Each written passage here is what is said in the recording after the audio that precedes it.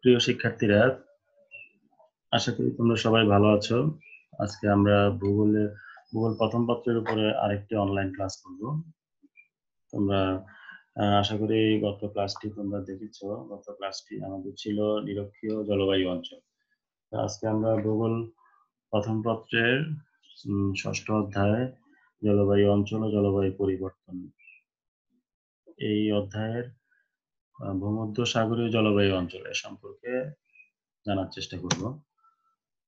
তো আসো আমরা দেখি এখান থেকে আমরা কি কি শিখতে পারি। ষষ্ঠ অধ্যায়ের নাম হচ্ছে জলবায়ু অঞ্চল ও জলবায়ু পরিবর্তন।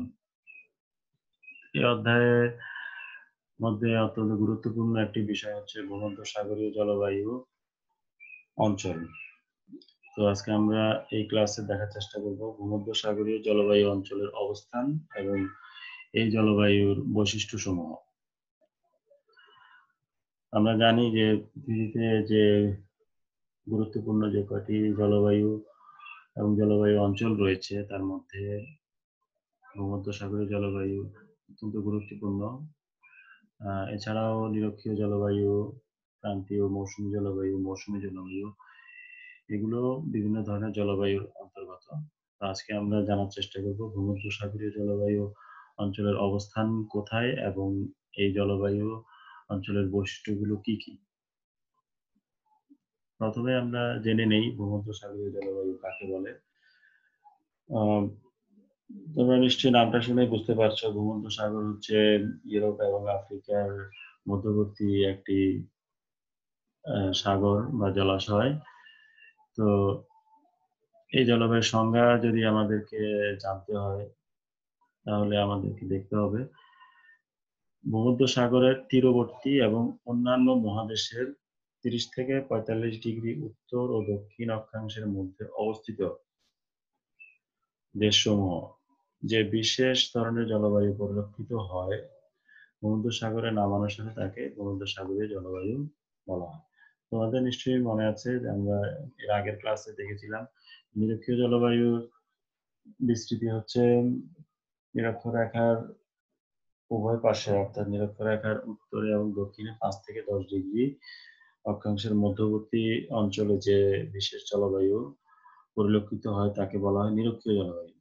আর এখন আমরা দেখলাম যে ভূমধ্যসাগরের তীরবর্তী এবং অন্যান্য মহাদেশে 30 থেকে 45 ডিগ্রি উত্তর এবং দক্ষিণ অক্ষাংশের মধ্যে অবস্থিত দেশসমূহে যে বিশেষ ধরনের জলবায়ু পরিলক্ষিত হয় তাকেই মূলত ভূমধ্যসাগরীয় জলবায়ু বলা হয়। এখানে ভূমধ্যসাগর নামটি নেওয়া হয়েছে মূলত এই জলবায়ুটি ভূমধ্যসাগরের তীরবর্তী অঞ্চলের দেশগুলোতে বেশি পরিলক্ষিত হয়, এই জন্য ওই জায়গাটার নাম অনুসারে এই জলবায়ুটির নামকরণ করা হয়েছে ভূমধ্যসাগরীয় জলবায়ু। আর এই জলবায়ুর একটি মৌলিক বৈশিষ্ট্য হচ্ছে এই অঞ্চলগুলোতে শীতকালে বৃষ্টিপাত হয় এবং গ্রীষ্মকালে মেঘমুক্ত পরিষ্কার আকাশ থাকে। আমরা জানি আমাদের দেশের প্রেক্ষাপটে যে বৃষ্টিপাত বেশি হয় গ্রীষ্মকালে বা গ্রীষ্মকালের পরপর যখন বর্ষাকাল শুরু হয়, আর শীতকালে বৃষ্টিপাত কম হয়। এটা হচ্ছে আমাদের দক্ষিণ এশিয়া বা আমাদের এই উপমহাদেশের জলবায়ুর একটি অন্যতম বৈশিষ্ট্য। কিন্তু ভূমধ্যসাগরীয় জলবায়ু যেহেতু মূলত বিরাজ করে ভূমধ্যসাগরের তীরবর্তী দেশগুলোয় এবং অন্যান্য মহাদেশের 30 থেকে 45 ডিগ্রি অক্ষাংশের মধ্যবর্তী এবং মহাদেশগুলির পশ্চিম প্রান্তে যে সমস্ত দেশ রয়েছে, তো সেখানকার জলবায়ুর একটা অন্যতম বৈশিষ্ট্য হচ্ছে যে শীতকালে বৃষ্টি হয় আর গ্রীষ্মকালে বৃষ্টিপাত কম হয় বা হয় না বললেই চলে। এখন আমাদের যে জিনিসটি ভালো করে দেখতে হবে যে এই জলবায়ু অঞ্চল ও দেশগুলো কোথায় কোথায় অবস্থিত। আমরা এই দেশগুলো সম্বন্ধে মানচিত্রে আমরা একটু ভালোভাবে বোঝার চেষ্টা করবো। এখানে আমি একটি ওয়ার্ল্ড ম্যাপের ছবি এনেছি, যে ছবিতে লাল দাগে বা লাল রং করা যে জায়গাগুলো দেখতে পাচ্ছি মূলত এই স্থানগুলোতেই ভূমধ্যসাগরীয় জলবায়ু পরিলক্ষিত হয়। এখানে মাঝখানে যে রেখাটি দেখা যাচ্ছে এটি হচ্ছে 0 ডিগ্রি রেখা বা নিরক্ষরেখা। আর এই দাগটি এবং উত্তর দিকে এখানে একটি দাগ রয়েছে এবং নিচে দক্ষিণ দিকেও আরেকটি দাগ রয়েছে অক্ষরেখা। এই অক্ষরেখা দুটির মান হচ্ছে 30 ডিগ্রি উত্তর অক্ষাংশ এবং নিচেরটি হচ্ছে 30 ডিগ্রি দক্ষিণ অক্ষাংশ। আমরা এখানে একটু ভালো করে খেয়াল করলে দেখতে পাবো যে ভূমধ্যসাগরের জলবায়ু মূলত দেখা যাচ্ছে 30 ডিগ্রির এবং 30 ডিগ্রির নিচে, মানে উত্তর গোলার্ধেও আমরা দেখতে পাচ্ছি যে এই যে এই জায়গাটি হচ্ছে ভূমধ্যসাগর এবং ভূমধ্যসাগরের চারপাশে যে দেশসমূহ রয়েছে এই দেশগুলোতে এই জলবায়ু বিরাজ করে। আবার দক্ষিণ গোলার্ধে অর্থাৎ 0 ডিগ্রি অক্ষরেখার নিচে এবং 30 ডিগ্রি এবং 40 ডিগ্রির মাঝামাঝি যে জায়গাগুলো রয়েছে, যেমন আফ্রিকার একেবারে নিচের অংশ, দক্ষিণ আমেরিকার মাঝামাঝি থেকে আরেকটু নিচে অর্থাৎ চিলি যেখানে অবস্থিত, এবং একইভাবে অস্ট্রেলিয়া মহাদেশেরও দক্ষিণ এবং দক্ষিণ পশ্চিম অংশগুলো। আর উপরের দিকে যদি আমরা দেখি আমেরিকা অর্থাৎ উত্তর আমেরিকা মহাদেশের ক্যালিফোর্নিয়া এবং তার পার্শ্ববর্তী অঞ্চলগুলোতে মূলত এই জলবায়ু পরিলক্ষিত হয়। অর্থাৎ এই ভূমধ্যসাগরীয় জলবায়ুর অবস্থান যেটা আমরা দেখলাম যে 30 থেকে 45 ডিগ্রি উত্তর ও দক্ষিণ অক্ষাংশে যে দেশ এবং অঞ্চলগুলো বিরাজমান মূলত সেখানেই এই জলবায়ু পরিলক্ষিত হয়। এবং আরেকটি বিষয় লক্ষণীয়, এখানে যে মহাদেশগুলো আমরা দেখতে পাচ্ছি, ইউরোপ, উত্তর আমেরিকা, দক্ষিণ আমেরিকা, অস্ট্রেলিয়া বা ওশেনিয়া মহাদেশ এবং আফ্রিকা মহাদেশ, প্রত্যেকটি মহাদেশের মোটামুটি পশ্চিম দিকে অর্থাৎ পশ্চিম প্রান্তে এই জলবায়ুর বৈশিষ্ট্যগুলো বা এই জলবায়ু অঞ্চলগুলি পরিলক্ষিত হয়। এখন আমরা একে একে দেখার চেষ্টা করি যে অঞ্চল ভিত্তিক কোন কোন দেশে এই জলবায়ু দেখা যায়। যেমন প্রথমেই যদি আমরা দেখি পশ্চিম এশিয়া অর্থাৎ এশিয়া মহাদেশের পশ্চিম অংশ, তুরস্ক, সিরিয়া, লেবানন, প্যালেস্টাইন, ইসরায়েল, এই দেশগুলিতে মূলত ভূমধ্যসাগরীয় জলবায়ু বিরাজ করে। আর আমরা যদি মানচিত্র খেয়াল করো তাহলে দেখবে, আমি একটু পরেই তোমাদেরকে দেখাবো, তুরস্ক, সিরিয়া, লেবানন, প্যালেস্টাইন, ইসরায়েল এই সবগুলো দেশই কিন্তু ভূমধ্যসাগরের পূর্ব প্রান্তে অবস্থিত।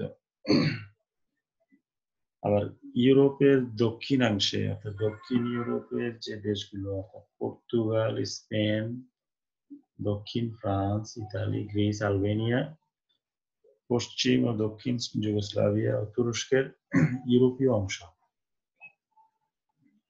এই জায়গাগুলোতে ভূমধ্যসাগরীয় জলবায়ু বিরাজ করে।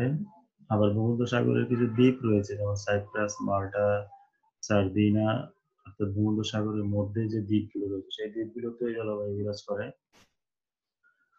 আর উত্তর আফ্রিকার অর্থাৎ আফ্রিকা মহাদেশের একেবারেই উত্তর প্রান্তে যে দেশগুলো রয়েছে যেমন উত্তর মিশর, লিবিয়া, তিউনিসিয়া, আলজেরিয়া, মরক্কোর উত্তরাংশে এই জলবায়ু বিরাজ করে।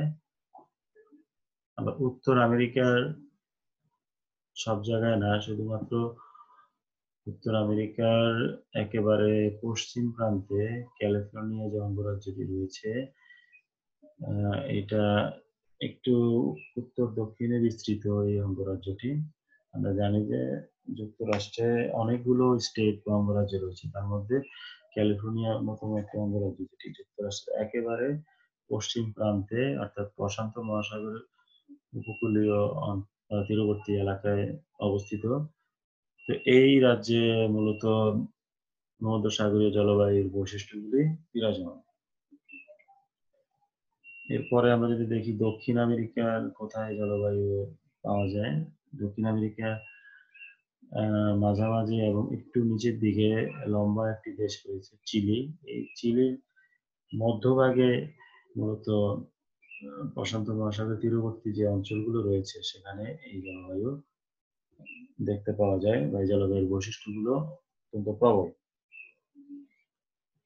আবার আমরা যদি দেখি দক্ষিণ আফ্রিকা দেশটি হচ্ছে আফ্রিকা মহাদেশের সর্বদক্ষিণে অবস্থিত এবং এই দেশটির দক্ষিণ এবং দক্ষিণ পশ্চিমাংশে এই জলবায়ুটি বা এই জলবায়ুর বৈশিষ্ট্যগুলো বিরাজমান। এরপরে যদি আমরা দেখি অস্ট্রেলিয়ার দক্ষিণ ও দক্ষিণ পশ্চিমাংশে অবস্থিত প্রদেশসমূহের দক্ষিণ ও সামান্য পশ্চিমাংশ, অর্থাৎ সমস্ত জায়গাগুলো নয়। অস্ট্রেলিয়াও একটি অত্যন্ত অনেক বড় একটি দেশ, অনেকগুলো প্রদেশে বিভক্ত বা প্রভিন্স বলা হয় যাদেরকে। এই প্রদেশগুলোর দক্ষিণ প্রান্তে, অর্থাৎ সমুদ্রের তীরবর্তী যে এলাকাগুলো রয়েছে এবং দক্ষিণ পশ্চিমাংশ সমুদ্র তীরবর্তী এলাকাগুলোতে মূলত এই ভূমধ্যসাগরীয় জলবায়ু বিরাজ করে। আচ্ছা, আমরা যদি একটু মানচিত্রে মানে ওয়ার্ল্ড ম্যাপে এই দেশগুলো একটু দেখতে পারি তাহলে মনে হয় আমাদের বুঝতে আর একটু সুবিধা হবে। আমি তোমাদের সাথে গুগল ম্যাপসটি একটু শেয়ার করব। তো একই সাথে আমরা ভূমধ্যসাগরীয় জলবায়ুর দেশগুলো দেখতে পারবো এবং বেশ কিছু দেশের অবস্থান সম্পর্কে আমাদের একটু পরিষ্কার ধারণা হবে। আমি যেটা তোমাদেরকে সবসময় বলি, ভূগোলের স্টুডেন্ট হিসেবে আমাদেরকে অবশ্যই কোনো একটি জায়গা, কোনো একটি অঞ্চল বা কোনো একটি দেশের মানচিত্রে অবস্থান কোথায় বা এটা কোন মহাদেশে বা কোন দেশের পাশে অবস্থিত বা কোন অঞ্চলে অবস্থিত, এটা সম্পর্কে আমাদের একটু পরিষ্কার ধারণা থাকতে হবে।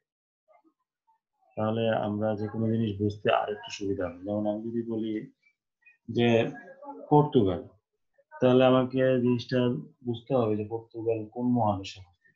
পর্তুগাল ইউরোপে, ইউরোপের উত্তরাংশে না দক্ষিণাংশে না পশ্চিম না পূর্বে কোন সাইডে বা এর পাশে আর কোন দেশ রয়েছে। এই জিনিসগুলো যদি আমরা একটু মানচিত্র ভালোভাবে দেখি বা মানচিত্রগুলো নিয়মিত দেখার অভ্যাস করি তাহলে কিন্তু বুঝতে একটু সুবিধা হবে।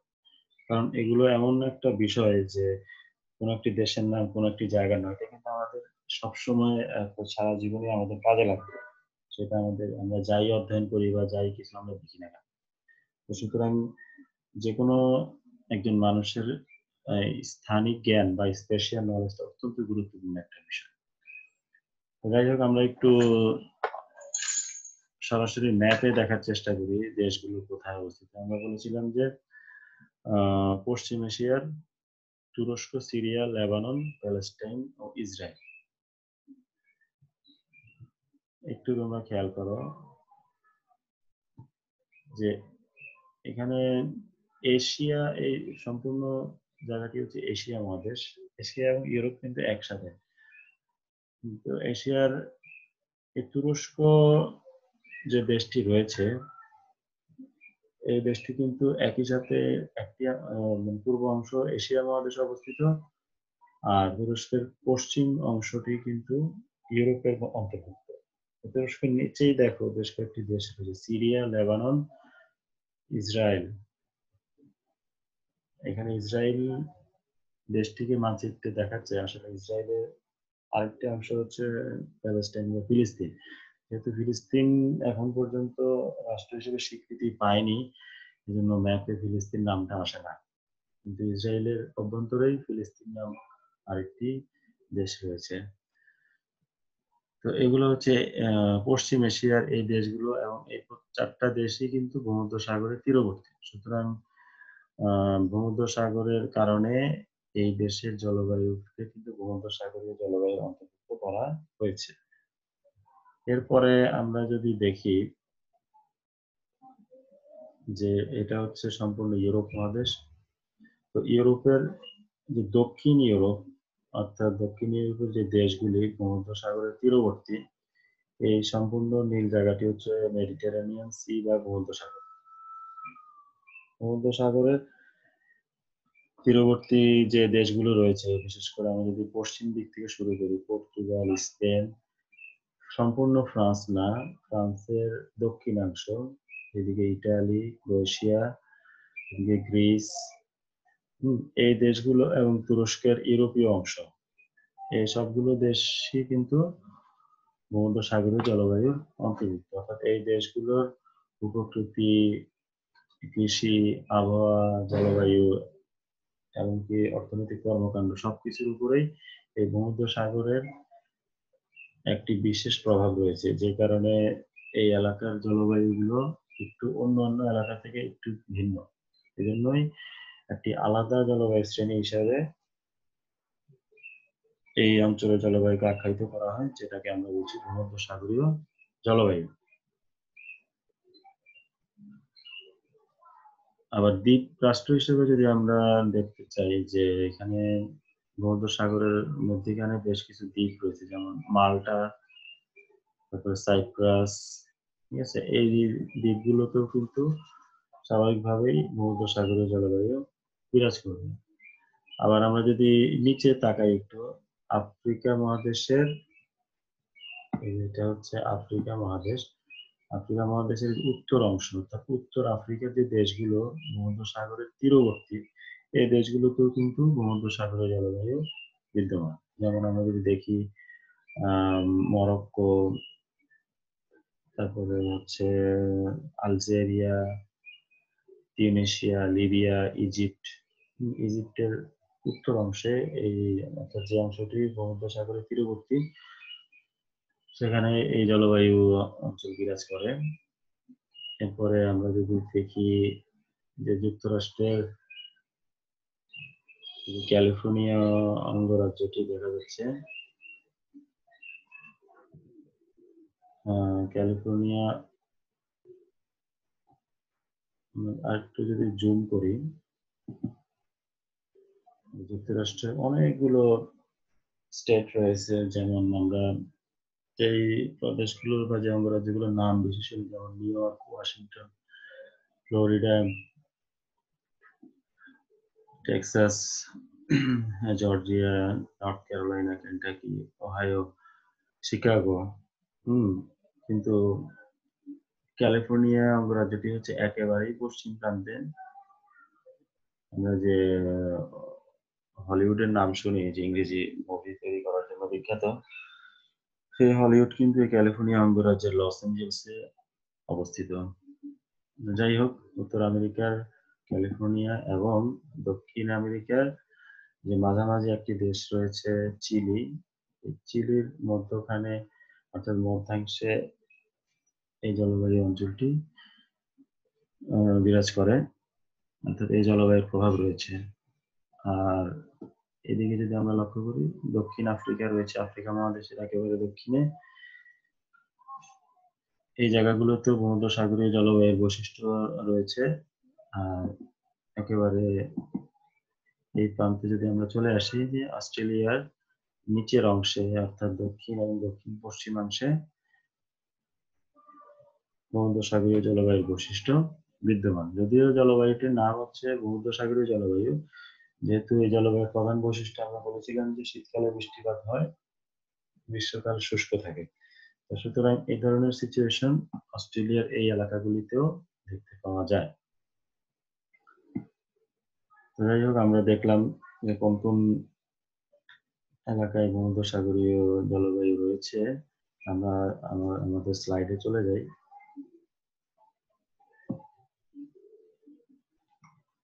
এবার আমরা দেখবো ভূমধ্যসাগরীয় জলবায়ুর বৈশিষ্ট্যগুলো। বৈশিষ্ট্যগুলো আমরা একটু পয়েন্ট আকারে দেখার চেষ্টা করি। প্রধান বৈশিষ্ট্য হচ্ছে উষ্ণ গ্রীষ্মকাল ও মৃদু শীতল শীতকাল। এরপরে রয়েছে শুষ্ক গ্রীষ্মকাল এবং আর্দ্র শীতকাল।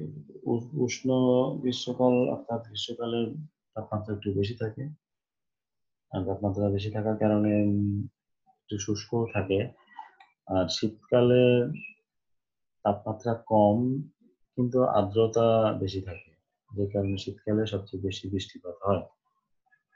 আর এই জলবায়ু অঞ্চলে মেঘাচ্ছন্নতা কম থাকায় সারা বছর প্রচুর সূর্য কিরণ পাওয়া যায়, অর্থাৎ আকাশে মেঘের উপস্থিতি তুলনামূলক কম থাকে।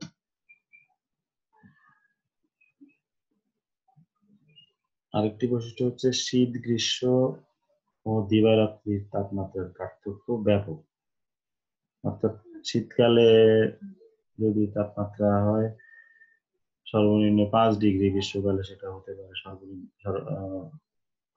সর্বোচ্চ 25-30 ডিগ্রি। অর্থাৎ এখানে দুই ঋতুর তাপমাত্রার পার্থক্য এবং এমনকি একই দিনে এবং রাতের তাপমাত্রারও ব্যাপক পার্থক্য হয়। তো দিনে যদি গরম থাকে, রাতে দেখা যায় অনেক ঠান্ডা পড়তে পারে। এটা একটি অন্যতম বৈশিষ্ট্য। আরেকটি বৈশিষ্ট্য হচ্ছে ভূমধ্যসাগরের তীরবর্তী এলাকাগুলোতে কিন্তু তুষারপাত তেমন একটা হয় না বললেই চলে। যদিও আমাদের তুষারপাত বা বরফ পড়ার বিষয়টি যদি চিন্তা করি আমরা, আমাদের সবসময় মনে হতে পারে যে ইউরোপের সব জায়গায় বুঝি বরফ পড়ে। আসলে বিষয়টি তেমন নয়। মূলত উত্তর ইউরোপ বা স্ক্যান্ডিনেভিয়ান কান্ট্রি গুলোতেই বেশি তুষারপাত হয়। সেই তুলনায় ভূমধ্যসাগরের তীরবর্তী দেশগুলোতে কিন্তু তুষারপাত হয় না বললেই চলে। অর্থাৎ এই ৫ টি হচ্ছে এই জলবায়ু অঞ্চলের প্রধান বৈশিষ্ট্য। এছাড়াও কিছু সাধারণ বৈশিষ্ট্য রয়েছে। যেমন তাপমাত্রার বিষয়টি যদি আমরা বলি, যে গ্রীষ্মকালীন গড় তাপমাত্রা যে ২১ থেকে ২৭ ডিগ্রি সেন্টিগ্রেড, শীতকালে যেটা ৫ থেকে ১০ ডিগ্রির মধ্যে বিরাজ করে। আর বায়ু প্রবাহ এই অঞ্চলে সূর্যের উত্তরায়ণের সময় এই অঞ্চলের উপর দিয়ে অয়ন বায়ু প্রবাহিত হয়। অয়ন বায়ু আমরা জানি যে সারা বছর একটা নির্দিষ্ট দিক থেকে বা নির্দিষ্ট দিকে যে বায়ু প্রবাহিত হয় সেই বাতাসটাকে কিন্তু অয়ন বায়ু বলা হয়। সূর্যের উত্তরায়ণ যখন ঘটে তখন এই অঞ্চলের উপর দিয়ে অয়ন বায়ু প্রবাহিত হয়। আবার যখন সূর্যের দক্ষিণায়ন শুরু হয় তখন পশ্চিমা বায়ু প্রবাহিত হয়। পশ্চিমা বায়ু হচ্ছে মূলত কর্কটীয় এবং মকরীয় উচ্চচাপ বলয় থেকে, অর্থাৎ কর্কটক্রান্তি এবং মকরক্রান্তি অঞ্চল থেকে আহ, মেরুবৃত্ত এলাকার দিকে যে সারা বছর নির্দিষ্ট দিকে অনির্দিষ্ট গতিতে যে বায়ু প্রবাহিত হয় সেই বাতাসটাকে কিন্তু পশ্চিমা বায়ু বা প্রত্যয়ন বায়ু বলা হয়। অয়ন বায়ু মূলত নিরক্ষীয় অঞ্চলের দিকে প্রবাহিত হয়, আর পশ্চিমা বায়ুটা হচ্ছে বিপরীত, অয়ন বায়ুর বিপরীত। এটা মূলত মেরু অঞ্চলে বা মেরুবৃত্তের দিকে প্রবাহিত হয়। এই অঞ্চলে আরেকটি সাধারণ বৈশিষ্ট্য হচ্ছে যে পশ্চিমা বায়ুর প্রভাবে সৃষ্ট নিম্নচাপজনিত কারণে শীতকালে প্রচুর বৃষ্টিপাত হয়। বার্ষিক গড় বৃষ্টিপাতের পরিমাণ ৪০ থেকে ৯০ ডিগ্রি সেন্টিমিটার। অপরদিকে ৪০ থেকে ৯০ সেন্টিমিটার বৃষ্টিপাত হয় সারা বছর। অপরদিকে গ্রীষ্মকালে বৃষ্টিপাত হয় না বললেই চলে। তাহলে এখানে দেখা যাচ্ছে যে যখন শীতকাল থাকে, আর আমরা মানচিত্রে দেখেছি যে মহাদেশগুলোর পশ্চিম প্রান্তে এই অঞ্চলগুলো অবস্থিত এবং তার পাশেই বিশাল জলরাশি, যেমন উত্তর আমেরিকা এবং দক্ষিণ আমেরিকা মহাদেশের পশ্চিম প্রান্তে রয়েছে প্রশান্ত মহাসাগর, আবার ভূমধ্যসাগরের পশ্চিম প্রান্তে রয়েছে আটলান্টিক মহাসাগর। আফ্রিকা মহাদেশেরও পশ্চিম প্রান্তে আটলান্টিক মহাসাগর অবস্থিত। অর্থাৎ পশ্চিমা বায়ুর প্রভাবে প্রচুর জলীয় বাষ্পপূর্ণ বাতাস এই অঞ্চলগুলোতে প্রবাহিত হয়। সেই কারণে এবং যে এলাকাগুলো বা যে দেশগুলো আমরা দেখেছি সেখানে প্রচুর পাহাড় পর্বত রয়েছে। অর্থাৎ পশ্চিমা বায়ুর প্রভাবে এখানে প্রচুর জলীয় বাষ্পপূর্ণ বাতাস ওই সমস্ত দেশ বা অঞ্চলগুলোর উপর দিয়ে প্রবাহিত হয় এবং প্রচুর বৃষ্টিপাত ঘটায়, এবং এই সময়টা হচ্ছে শীতকালের দিকে। আর মেঘাচ্ছন্নতা, এই অঞ্চলে মেঘাচ্ছন্নতার প্রভাব কম বলে সারা বছরই প্রচুর সূর্যকিরণ পাওয়া যায়। ঋতু বৈচিত্র্য, এখানে মূলত দুইটি ঋতুই বেশি লক্ষণীয়, একটি হচ্ছে শীতকাল আর একটি হচ্ছে গ্রীষ্মকাল। জলবায়ু অঞ্চলে উত্তর গোলার্ধে যখন শীতকাল তখন দক্ষিণ গোলার্ধের বিপরীত অর্থাৎ গ্রীষ্মকাল বিরাজ করে। মোটামুটি এই ছিল আমাদের আজকের ভূমধ্যসাগরীয় জলবায়ু অঞ্চল সম্পর্কিত আলোচনা। আমরা এখানে মূলত দুটো জিনিস দেখার চেষ্টা করেছি, একটি হচ্ছে জলবায়ু অঞ্চলে অবস্থান, অর্থাৎ কোন কোন দেশে এই জলবায়ু দেখতে পাওয়া যায়, আর একটি হচ্ছে জলবায়ুর বেশ কিছু বৈশিষ্ট্য। আজকে তোমাদেরকে একটি বাড়ি কাজ দিব, অর্থাৎ আমি চাইবো তোমরা বাসায় একটু প্র্যাকটিস করবে। সেটা হচ্ছে যে তোমরা একটি পৃথিবীর মানচিত্র অঙ্কন করে আমরা যে দেশগুলোর নাম বললাম, অর্থাৎ যে সমস্ত দেশে এই জলবায়ুটি দেখা যায় সেই দেশগুলো একটু মানচিত্রে চিহ্নিত করবে। এতে করে তোমাদের জিনিসটা ভালোভাবে মনে থাকবে এবং পরীক্ষায় আসলেও লিখতে তোমাদের সুবিধা হবে। তো আশা করি তোমরা লেকচারটি সম্পূর্ণ শুনবে। কোনো জায়গায় অস্পষ্টতা বা বুঝতে সমস্যা থাকলে একটু আগে পরে করে নিবে, যেহেতু এটা ভিডিও অপশন। আর কোনো কিছু জানার থাকলে তোমরা কমেন্টে প্রশ্ন করবে। তো আজকে এই পর্যন্তই। সবাই ভালো থাকবে। সবাইকে ধন্যবাদ।